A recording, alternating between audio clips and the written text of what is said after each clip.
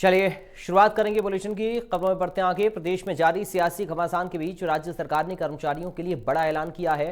CM Ashok Gehlot ने केंद्र सरकार के कर्मचारियों के अनुरूप ही राज्य कर्मचारियों के महंगाई भत्ते और पेंशनर्स को दे महंगाई राहत की दर में 4% बढ़ोतरी की मंजूरी दी है। गहलोत ने कहा कि अब राज्य कर्मचारियों और पेंशनर्स को 1 जुलाई 2022 से 38% महंगाई भत्ता एवं महंगाई राहत दर दे होगी। गहलोत ने कहा कि कर्मचारी हित में की गई आज की घोषणा को लागू करने में राज्य कोष से 1096 करोड़ रुपए अतिरिक्त व्यय होगा। तो बड़ा ऐलान राज्य कर्मचारियों के लिए किया गया है।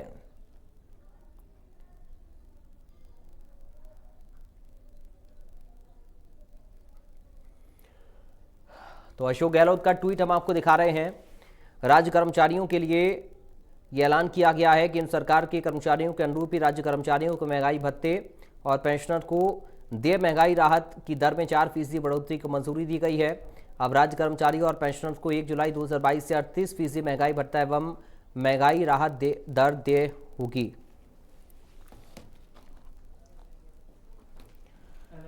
ये बड़ी खबर इस वक्त आपको बता रही हैं। राज्य में कर्मचारियों के लिए बड़ा ऐलान। राज्य कर्मचारियों के महंगाई भत्ते में इजाफा किया गया है, 4% बढ़ाया गया है। केंद्र के कर्मचारियों के अनुरूप ही राज्य कर्मचारियों के लिए भी महंगाई भत्ते में बढ़ोतरी की गई है।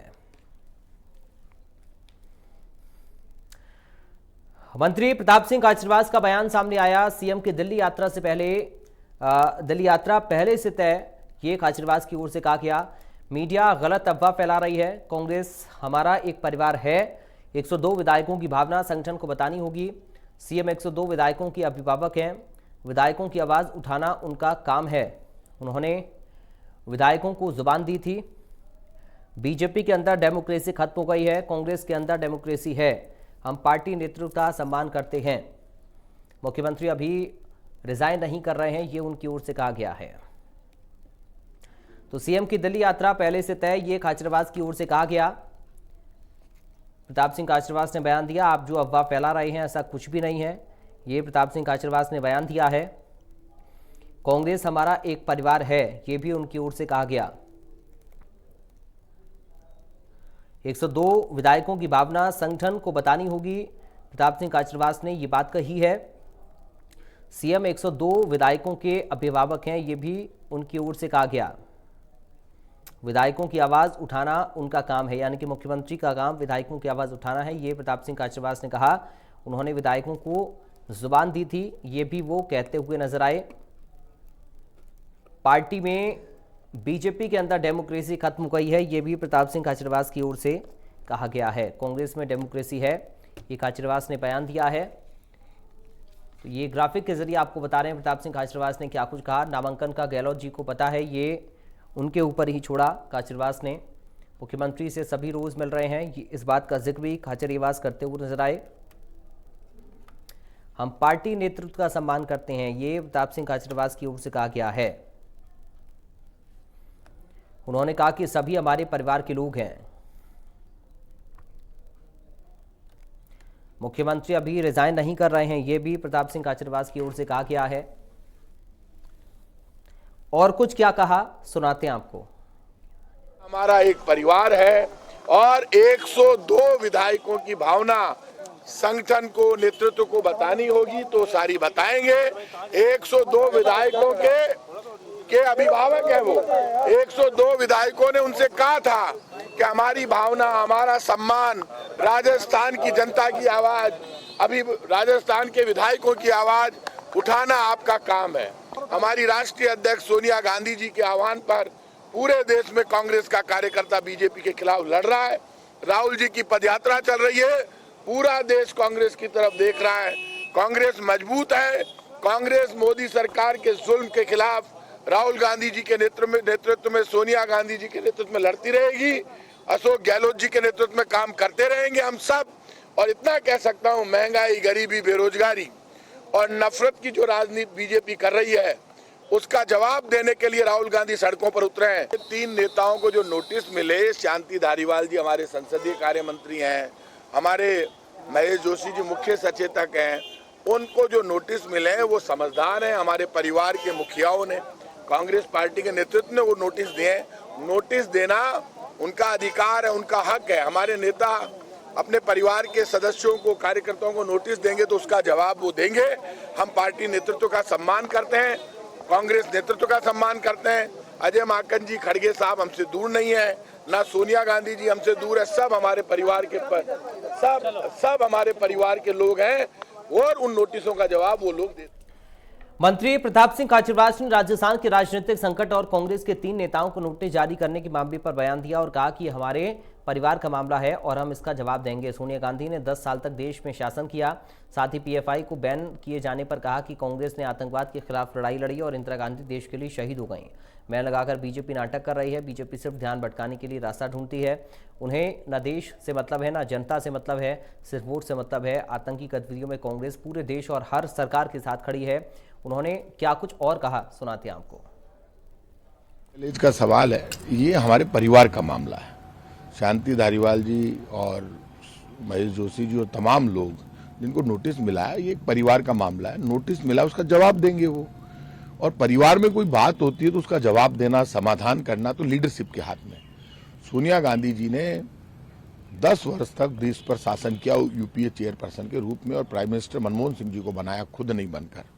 इस देश में वक्त आ गया जब कांग्रेस के हर लीडर को सड़क पर राहुल गांधी जी की तरह उतरना पड़ेगा, सच बोलना पड़ेगा और जो हमारा इतिहास है वो एक बात तय करनी पड़ेगी कि आतंकवादी गतिविधियों को रोकने के लिए सरकार कोई कदम उठाएगी तो हम सरकार का विरोध नहीं करेंगे, लेकिन उस कदम में सच्चाई और ईमानदारी नजर आनी चाहिए।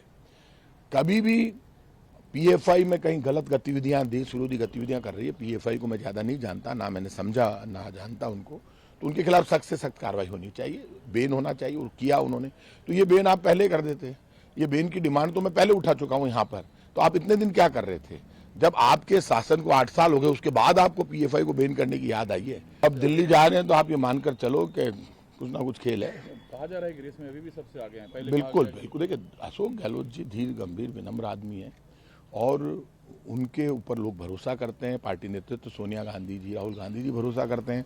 देश का कांग्रेस का कार्यकर्ता भरोसा करता है। राजस्थान भरोसा करता है, राजस्थान के विधायक भरोसा करते हैं। और उनकी जो स्टाइल है, पॉलिटिकल स्टाइल, उससे तो लोग सीखते हैं। जयपुर में आरटीडीसी चेयरमैन धर्मेंद्र राठौर ने नोटिस मिलने को लेकर कहा कि मैंने कोई अनुशासनहीनता नहीं की। इस दौरान राठौर ने पायलट पर हमला बोला। कहा कि सचिन पायलट पहले ऐसे अध्यक्ष जिन्होंने बीजेपी के साथ मिलकर सरकार गिराने की कोशिश की। इंडिया न्यूज से खास बातचीत में और क्या कुछ उन्होंने कहा, सुनाते हैं आपको। राजनीतिक भूचाल मचा हुआ है। इसी बीच धर्मेंद्र राठौर हमारे साथ हैं। शासनहीनता का नोटिस आपको आला कमान ने दिया है, किस तरह से देखते हैं? नहीं, मैंने कोई अनुशासन, उसका जवाब दूंगा और ये मैं अच्छे से जानता हूँ, क्योंकि हम अशोक गहलोत जी के साथ, गांधी जी के लिए, सोनिया गांधी जी के सिपाही हैं। कांग्रेस पार्टी की और निष्ठा पे पा सकता है। हमने तो हमेशा कांग्रेस की सरकार के लिए भी और कांग्रेस के पास हरावल दस्ते के रूप में काम किया है। तो राजस्थान का घटनाक्रम आपने देखा कि सचिन पायलट जो प्रदेश कांग्रेस के अध्यक्ष थे, डिप्टी सीएम थे, वो पद पे रहते। पहला प्रदेश कांग्रेस के अध्यक्ष है जो अपनी पार्टी की सरकार को के लिए बीजेपी से मिलके, और उस वक्त उन पे आरोप लगे, लेने के आरोप लगे होंगे। वो व्यक्ति, मैं जो कह रहा हूँ, व्यक्ति इतनी बड़ी गद्दारी की और हमारे पे, मेरे ऊपर भी इनकम टैक्स की बड़ी फोर्सेज यहाँ आई, सरहद आई। और क्यों ये भाई मेरे पास इनकम टैक्स की रेट क्यों हुई? मैं कौन सा इंडस्ट्रियलिस्ट, कौन सा उद्योगपति हूँ? कांग्रेस के सच्चे सिपाही हैं, कांग्रेस सच्चे सिपाही रहेंगे। सर, दिया मदेरना से बड़ा कोई दोषी अगर है तो वो या तो धारीवाल, मंत्री प्रताप सिंह खाचरियावास। मैंने कहा कि गणा जी बहुत सम्मानित विधायक हैं। खुद 35 दिन पिछली बार जब बाड़ाबंदी में थी, वो खुद थी। कई बार क्या होता है कि बताया कुछ जाता है, होता कुछ और है। दिव्या जी कांग्रेस की बहुत ही समर्पित, निष्ठावान विधायक, उनको जो पता लगेगा सच्चाई का तब आप उनसे बात करें। जब से ये घटनाक्रम शुरू हुआ है तब से राजस्थान में एक वर्ड बार बार सुनाई दे रहा है, गद्दार गद्दार। आखिर सर कौन है गद्दार? यार कमाल, ये भी आप पूछोगे। अच्छा एक काम करो, चलो इसकी भी आप राय सवाल। अरे भाई, पब्लिकली गद्दारी, जो व्यक्ति चुनी हुई खुद की सरकार को, जो प्रदेश अध्यक्ष, अच्छा प्रदेश कांग्रेस का अध्यक्ष का क्या काम होता है? कांग्रेस का मालिक है। वो चुनी हुई सरकार को गिराने गए कि नहीं गिरे, आपसे पूछ रहा हूँ मैं। सचिन पायलट गद्दार? अरे है ना, मैं तो आपसे पूछ रहा हूँ। ये तो कोई ये भी कोई सवाल है क्या? सर, राजेंद्र गुडा और दिव्या मदेरना कह रही है कि विधायक को गिराया गया इस्तीफे के लिए, पुलिस लगा, वहाँ पर विधायक इतने मौजूद ही नहीं थे जो नंबर 92 बताए जा रहे हैं। फिर वही बात, वहाँ जो भी बताए गए तो ये पूछो कि कितने विधायक हैं। ये तो अभी पहले भी सब गिराने के लिए गए थे पायलट साहब, उनका ट्वीट देखिए भाई साहब आप, उस वक्त का भी ट्वीट सचिन पायलट देखना, सरकार अल्प गई है बोला उन्होंने। आपसे पूछ रहा हूँ बोला कि नहीं बोला? आप मुझसे बोला आप यार टीवी पे देख रहे क्या बात है? वक्त उन्होंने ट्वीट किया कि सरकार आ गई है, अपनी सरकार। फिर 102 विधायक बहुमत हुआ कि नहीं हुआ, सरकार बची कि नहीं बची, तो किसी महत्वपूर्ण नहीं है वो। तो आप अध्यक्ष जी से मिलो, वहां इन किए हैं कितने विधायकों ने किए, सच्चाई पता लग जाएगा। ये तो धर्मेंद्र राठौड़ जिनका कहना है कि अजय माकन ने पूरे मामले को ठीक से डील नहीं किया, अगर ठीक से तो इस तरह की नहीं होती है। कैमरा विमल के साथ विष्णु शर्मा। सीएम सलाहकार संयम लोढ़ा का बयान सामने आया। 3 विधायकों को नोटिस मिलने के बाद लोढ़ा ने कहा कि आलाकमान ने जो नोटिस दिए हैं उसके जवाब दिए जाएंगे। उन्होंने कहा कि आलाकमान को जो फीडबैक दिया गया है वो गलत है। इसके साथ ही संयम लोढ़ा ने कहा कि जिन विधायकों ने बीजेपी के साथ मिलकर सरकार गिराने का काम किया उनका नेतृत्व स्वीकार नहीं किया जाएगा। इसके साथ ही सीएम सलाहकार ने कहा कि सोनिया गांधी की एक आवाज़ पर विधायक खड़े रहते हैं, हमें कांग्रेस के झंडे को बुलंद करना है। इसके साथ ही उन्होंने कहा कि आलाकमान सभी विधायकों की सुनेगा। जो नोटिस दिए गए हैं वो गलत फीडबैक के आधार पर दिए गए हैं। जो भी हाईकमान ने नोटिस दिए हैं उसके जवाब दे दिए जाएंगे। किस तरह देखते हैं? हाईकमान सबकी बात सुनेगा, इसलिए ये सारा निर्णय मुलतवी किया गया है। और बात सिंपल सी है, जो जरिए ऑब्जर्वर हाईकमान तक पहुंचा दी गई है कि जिन लोगों ने भारतीय जनता पार्टी के साथ मिलकर सरकार गिराने का कुचक्र रचा उनका नेतृत्व स्वीकार नहीं किया जा सकता। जो नोटिस दिए। जयपुर समेत पूरे प्रदेश में ग्रामीण ओलंपिक का तीसरा चरण शुरू होने जा रहा है। सभी जिलों में इसके लिए तैयारियां कर ली गई हैं। जिला स्तर पर होने वाली खेल प्रतियोगिताओं के लिए खिलाड़ियों का पहुंचना शुरू हो गया है। जयपुर के एसएमएस स्टेडियम में ग्रामीण ओलंपिक के तीसरे चरण का लोकार्पण मुख्य सचिव उषा शर्मा करेंगी। इस दौरान जयपुर कलेक्टर प्रकाश राज पुरोहित मौजूद रहेंगे। कलेक्टर प्रकाश राज पुरोहित ने बताया कि जिले की 22 ब्लॉक की टीमें आ रही हैं। ये प्रतियोगिता 3 दिन चलेगी।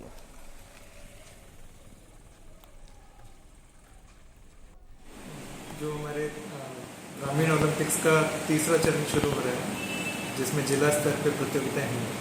पहले 2 चरण से जो निकल के आए हैं, लास्ट चरण के जो विजेता हैं वो सब लोग उसमें पार्टिसिपेट करेंगे। कुल 22 ब्लॉक्स हैं, 22 ब्लॉक्स की टीमें यहाँ पर आ रही हैं और अलग अलग खेलों में महिला और पुरुष के वर्गों में लगभग 1800 खिलाड़ी यहाँ पर कल पार्टिसिपेट करने आएंगे। राजस्थान स्तर पे ये जिला स्तर पर तीसरा चरण जो शुरू हो रहा है, सभी लगभग 352 ब्लॉकों की टीमें 352 ब्लॉक इसमें खेलेंगे और लगभग 3108 टीमें जो बनी है और कुल एथलीट 34,500 खिलाड़ी लड़के और लड़कियां इन खेलों में भाग लेंगे। और जितना उत्साह आपने ब्लॉक स्तर और पंचायत स्तर पर देखा, उतना ही उत्साह लोगों में जीतने का जुनून। पहले तो एक सद्भावना के लिए लोग पार्टिसिपेशन के लिए खेलते थे पंचायत लेवल पे, लेकिन यहाँ थोड़ा सा चेंज होगा। हर ब्लॉक ये चाहता है कि मेरी टीम जिले में जीते और जिले में जीतने के बाद 10 से और 13 अक्टूबर तक या राज्य स्तर पर जयपुर में होने वाले राजीव गांधी ग्रामीण ओलंपिक में भाग लें। जयपुर में एनएसयूआई ने शहीद भगत सिंह की जयंती के अवसर पर एक संगोष्ठी का आयोजन राजस्थान कॉलेज में किया। संगोष्ठी में राजस्थान विश्वविद्यालय के प्रोफेसर सीबी यादव, पीसीसी सचिव जसवंत गुर्जर ने अपने विचार रखे। कार्यक्रम में बड़ी संख्या में छात्र छात्राओं ने भाग लिया। कार्यक्रम के संयोजक अमरदीप परिहार ने बताया कि कार्यक्रम का मुख्य उद्देश्य छात्रों में भगत सिंह और महात्मा गांधी के विचारों के लिए रुचि पैदा करना था।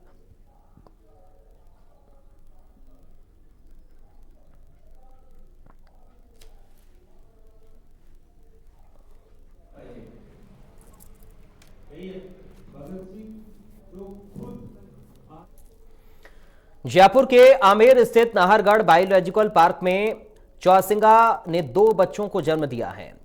चौसिंगा के दोनों बच्चे स्वस्थ बताए जा रहे हैं। रेंजर नितिन शर्मा ने बताया कि पिछले साल नंदनवन नवा रायपुर छत्तीसगढ़ से वन्यजीव चौसिंगा को नाहरगढ़ बायोलॉजिकल पार्क में लाया गया था, जिसने 1 साल के अंतराल में 2 बच्चों को जन्म दिया, जो कि राजस्थान के किसी जू के लिए अच्छी खबर है। चौसिंगा के दोनों बच्चों की देखरेख के लिए वन विभाग ने केयरटेकर को नजर बनाए रखने के लिए अलर्ट किया है। विभाग के अथक प्रयासों के बाद गत वर्ष चौसिंगा के 2 जोड़े नंदनवन का पार्क नवापुर छत्तीसगढ़ से लाए गए थे। प्रदेश में पहली बार नारगढ़ जैविक उद्यान में लाए गए 2 जोड़े चौसिंगा में से एक मादा ने कल दिनांक 27/9/2022 को 2 बच्चों को एक साथ जन्म दिया है, जो प्रदेश के इतिहास में पहली बार है। यह परिणाम एक्स सिचु कंजर्वेशन का बेमिसाल उदाहरण है। आज केंद्र सरकार ने बड़ा फैसला लिया। पीएफआई समेत 8 संगठनों को बैन कर दिया। जयपुर में भी पीएफआई के ऑफिस पर ताले लटका दिए गए। एनआईए और ईडी की टीम ने पीएफआई के ठिकानों पर रेड की थी। दफ्तर से कई दस्तावेज मिले। एनआईए ईडी की छापेमारी के बाद लोगों ने जमकर प्रदर्शन किया था। ईडी सीबीआई के खिलाफ पोस्टर लगाए थे। देखिए जयपुर से हमारे संवाददाता विष्णु शर्मा की खास रिपोर्ट। केंद्र सरकार ने आज पीएफआई सहित कई संगठनों पर बैन लगा दिया गया। राजधानी जयपुर का ये पीएफआई का ऑफिस है। मैं आपको तस्वीरें दिखाना चाहूँगा किस तरह से सन्नाटा यहाँ पर पसरा हुआ है। जो ताले आप देख पा रहे हो, गेट पे ताला लगा दिया गया है। कुल मिलाकर यही वो ऑफिस है जहाँ पर जो जब रेड राजस्थान में हुई थी पीएफआई के ठिकानों पर, तब इस कार्यालय में भी रेड हुई थी। एनआईए और ईडी की टीम इस कार्यालय पर पहुंची थी। कुछ दस्तावेज यहाँ से जब्त किए थे और साथ ही कुछ लोगों से भी पूछताछ की थी। जो यहाँ पीएफआई का जो कार्यालय है उस पर ईडी के खिलाफ किस तरह के जो पोस्टर हैं वो लगे हुए हैं। मैं कैमरा पर्सन से कहूँगा कि वो एक बार इन पोस्टर्स को दिखाएं कि यहाँ पर जो पोस्टर्स ईडी के खिलाफ लगाए गए हैं, साथ ही जो और भी जो समर्थन में यहाँ पर जो प्रदर्शन हुआ था जब ईडी और एनआईए ने यहाँ पर कार्रवाई की थी, तब उसके बाद कुछ लोगों ने यहाँ पर प्रदर्शन किया था। लेकिन आज पूरी तरह से जब केंद्र सरकार ने बैन इस पर लगाया है, उसके बाद पूरी तरह से इस कार्यालय पर सन्नाटा कहीं ना कहीं पसरा हुआ है। कोई गतिविधियां यहाँ पर नहीं देखी जा रही है। जैसा कि केंद्र सरकार ने एडवाइजरी भी जारी की थी राज्य की पुलिस को कि तमाम इन संगठन से जो जुड़े हुए लोग हैं उन पर भी नज़र रखी जाए। साथ ही केंद्र सरकार ने इन पर बैन लगा के यह साफ कर दिया है कि अब देश में आंतरिक जो गतिविधियां करने वाले लोग हैं, जो देश के खिलाफ जो गतिविधियां करने वाले लोग हैं, उनको कतई बर्दाश्त नहीं किया जाएगा। कैमरा पर्सन निर्मल के साथ Vishnu Sharma, India news. Popular front of India पर बैन लगाने को लेकर विरोध करते हुए राजस्थान मुस्लिम फेडरेशन के हाजी निजामुद्दीन ने बयान जारी किया। उन्होंने कहा कि बैन उन लोगों पर लगना चाहिए जो रंग की तलवारें लहराते हैं और देश का माहौल खराब करना चाहते हैं। साथ ही कहा कि पीएफआई ने कभी झंडे के अलावा डंडा भी नहीं लहराया। पॉपुलर फ्रंट ऑफ इंडिया पर बैन लगाना पूरी तरह से गलत है। केंद्र सरकार जल्द से जल्द इस बैन को हटाए। ये सोचे समझे साजिश के तहत ये काम हो रहा है। मैं जहाँ तक समझता हूँ अगर बैन लगाने की ज़रूरत है तो सबसे पहले बैन उसके ऊपर लगाना चाहिए था। इंसाफ और हक की बात वो है कि जो आपत्तिजनक बयानात देते हैं, तलवारें लहराते हैं, शमशीरें लहरा करके लोगों में प्रदर्शन करते हैं, खौफ भय पैदा करते हैं, तो पहला प्रदर्शन बैन उनके ऊपर लगना चाहिए था। जबकि उनके ऊपर बैन लगा करके इन्होंने झंडे के अलावा डंडा तक नहीं दिखाया और इन पर बैन लगा दिया। ये एक सोचने की बात है और अफसोसजनक बात है। ऐसा नहीं होना चाहिए था। और मैं इसके मुतालिक भी एक बात कहना चाहता हूँ आवाम से कि आवाम संयम से काम ले और कानूनी लड़ाई लड़े, ना कि कोई प्रदर्शन करे जिससे माहौल ख़राब हो। माहौल ख़राब करना इस्लाम का तरीक़ा नहीं है। तो इसके तहत मैं यही कहूँगा कि इस्लामी तरीके से ज़िंदगी गुजारें और इस्लामी तरीके से ही काम को अंजाम दें। दूसरा ये कहना चाहता हूँ कि जिस तरीके से ये सोची समझी साजिश के तहत ये बैन लगाया है, तो तुरंत प्रभाव से सरकार अगर ईमानदार है तो उसको उन लोगों को, उन पार्टियों पे भी जो आरएसएस हैं, जो शमशीरें लहराते हैं और जगह जगह अपने बयानात आपत्तिजनक देते हैं, उनके ऊपर भी बैन लगाना चाहिए। क्योंकि ये सोचे समझी साजिश के तहत। फिलहाल इन तमाम खबरों के साथ इस बुलेटिन से मुझे दीजिए इजाजत। बाकी खबरों के लिए आप देखते रहिए इंडिया न्यूज।